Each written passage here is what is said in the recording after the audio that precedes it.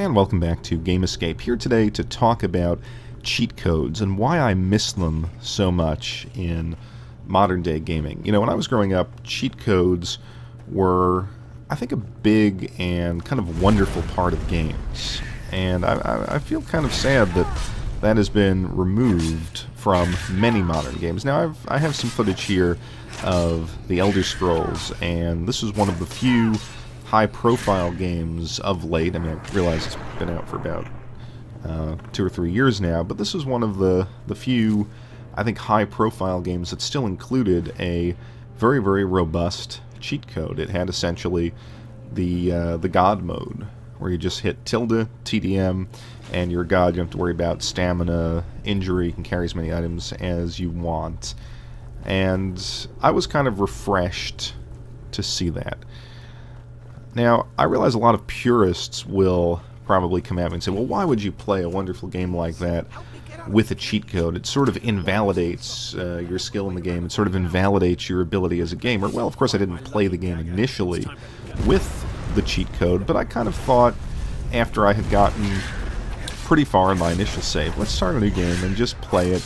You know, it's a totally different character this time, rather than kind of like a stealth thief sort of character that I would want to be a battle mage, and just play the game in a totally different way and experience the game in a different way. And I think the cheat code kind of allowed me to do that. I became this obviously uber powerful mage, just a wanderer, unbeholden to the world in the same way that I was during my initial playthrough. And I thought that was definitely a positive. You know, if we look back on the early history of games, kind of the NES era, really through the, for me anyway, the PC era of like 99, 2000, cheat codes were just a staple. They were, in a kind of sense, illicit knowledge that you may have had about a game. And you know, you have to remember that a large part of that time, you didn't have something like GameFAQs. You know, you had a very early internet where it wasn't always, well, I mean, obviously in the NES era you had no internet, but even as the internet developed, it wasn't always a surefire 100% certainty that you would actually find the cheat code to the game that you were playing. So, you know, how did you get them? Well, you know, you could have gotten a magazine, Nintendo Power, and EGM. They had tip lines and stuff like that. And so when you found the warp zone in the first Mario game, or when you discovered, when someone told you the Konami code, it was something special. It was this kind of clandestine information that you discovered about a game, and it made the game, you know, better, and it gave it, just as I explained here with The Elder Scrolls, it kind of gave it that replay value. You know, let me go back and play the game with this code. I mean, there were some cases where, you know, obviously you use the code to beat the game, but for me it seemed like I always got it a little bit after the fact, especially with the first Mario game. I remember getting that first game console, playing that nonstop, beating it, and then a friend of the family came over. He saw me. I was, back in those days, as many people point out, you only had 1 or 2 games. I was playing it again, and he was like, "Oh, kid, give me the controller. Let me show you something." And he showed me how to get to the warp zone in, you know, that level 2 or stage 2 of level 1 in Mario, and it was incredible. I can go back and play. You know, I like the night level, and I can go back and play that as many times as possible. Here you're seeing that Elven Embassy place in Elder Scrolls, and that was a tough battle. I hadn't leveled enough really to actually make it, or to have a fair shot of winning. I found that really one of the more difficult stages, and maybe I went about it wrong the first time, or, you know, parts, I guess not stage, but parts of Elder Scrolls, and yeah, just playing it as an extremely powerful boss-like character was fun. And I think it's a shame that we've lost that. I think it's fair to say that cheat codes are not universally great. I mean, they work better for some games than others. That's certainly the case. I think open world games benefit from them the most because I think they are the most immersive, and they're the games that kind of place you in a certain atmosphere, in a certain set of rules, and so it's kind of the most fun to break those rules in those games. Traditional RPGs, I don't think work well. I think that's a case where, for example, Final Fantasy VII on the PC, not the initial release, but kind of the one that's floating around Steam now. I believe it allows you to get unlimited experience or something like that, and to me, that is not ideal. I mean, I think games that force you to grind, the grinding is actually the fun part of those games, at least to me. Like I really enjoyed leveling up in Final Fantasy VII, so I wouldn't necessarily want a cheat code for those games.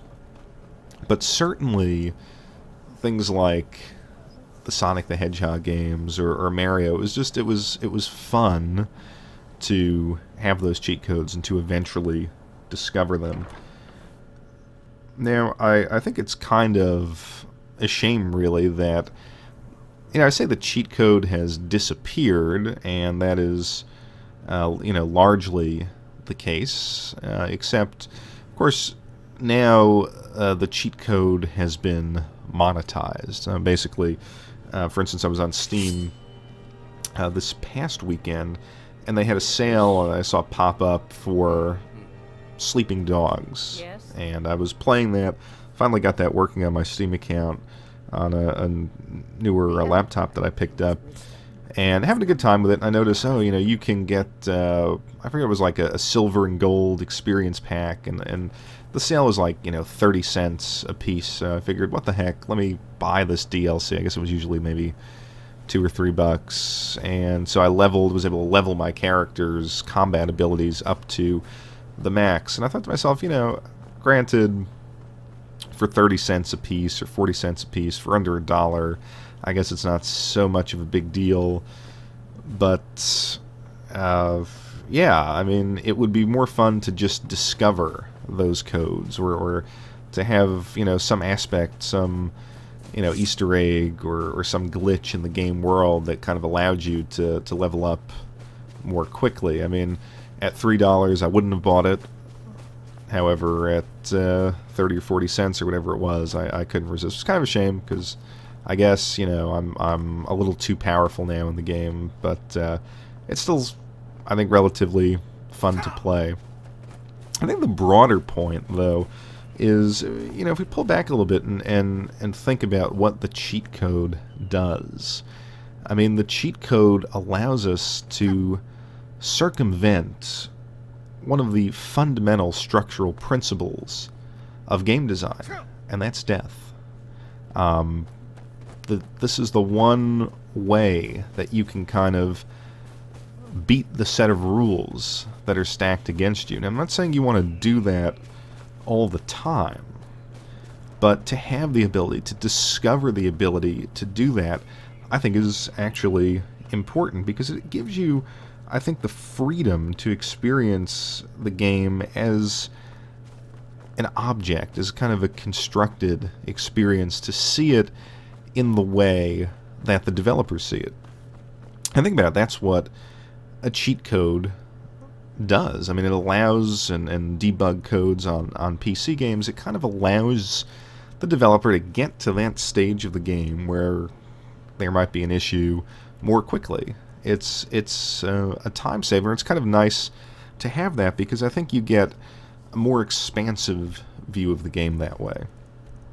And it allows you that freedom to just use your own imagination. Once you've broken free from the game world and from the various economies and necessities of that world, you can actually, and this may sound childish or strange, but I think it certainly applies, you can just use your imagination. My second character here in Elder Scrolls, the lone wandering battle mage who can just destroy anything, I'm making different decisions. I have this sort of different feel to the game, and I can kind of relate to that character a little bit differently. Would I have wanted to play the game this way initially? No, but it's that replay value. It's allowing me to kind of use my own powers of imagination to have a different experience with the game. And I think it's funny, for all the talk of freedom, that's what we as gamers want. We want game worlds that are free and where we can do anything. In this era where that is such a highly prized experience, the cheat code is taken away from us. And I think we have to question, what is that freedom? Is that freedom to just have an ever more finely nuanced set of objectives or actions to which we're beholden? Or is the freedom to, when we feel like it, pull back a little bit and break the rules of the game? And I would suggest that breaking the rules of the game is, the ultimate fantasy, the ultimate freedom. And I think we need to be trusted as gamers to be responsible with that. Put the code in there, let us work for it, let us work to find the glitch, and obviously once it's discovered, it's going to go up on the internet. But that's okay, but let us choose how we want to experience the game. We're paying $60 for this content. We're paying for the DLC. Maybe it's time to allow us a chance to play around with the game, to have that true sandbox, to see it from a different perspective if we want to. I think that really is sorely missing today. So let me know what you think. Are cheat codes just a relic of gaming past? Are they still important? Are they just sort of reprehensible ways of, making up for a lack of skill that you have in a particular game? I think it's a very interesting discussion. So hopefully you'll have it in the comments section down below, and I thank you as always for watching Game Escape, and I will be back shortly with another video.